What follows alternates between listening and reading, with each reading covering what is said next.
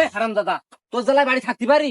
শুধু cos Pulsar গাড়ি দে বিক্রি করার কথা বললি তো জাতি চাও না, আর এমন মর্মান্তিক ভাবে বলবা ও জন্য ভিক্ষালা বিক্রি দিতে বাধ্য হয়। আব্বা তুমি চুপ করো দিন, বাড়ির কোলে চলে আসি, তাড়াতাড়ি চলো। চলো চলো।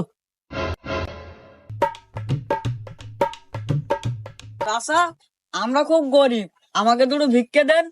হ্যাঁ চাচা, আমরা খুব মর্মান্তিক গরিব, আমাকে দুটো বিক্রি দেন। ও বাপু, আমি যে কাজ করছি এখানতে উঠার কোনো কায়দা নেই।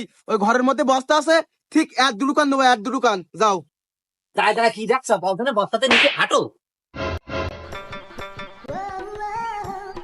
এই হারাম দাদা, ঘরের মধ্যে যে আরো বড় বস্তা রয়েছে, তুই ছোট বস্তা নিচ্ছিস কেন? যে একবার বিক্রি করবো, সমার বেশি খাবো। হাঁট তাড়াতাড়ি, হাঁট তাড়াতাড়ি, হাঁট।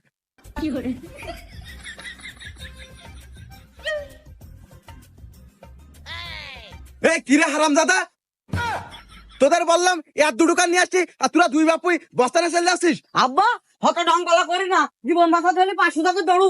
হারাম দাদা।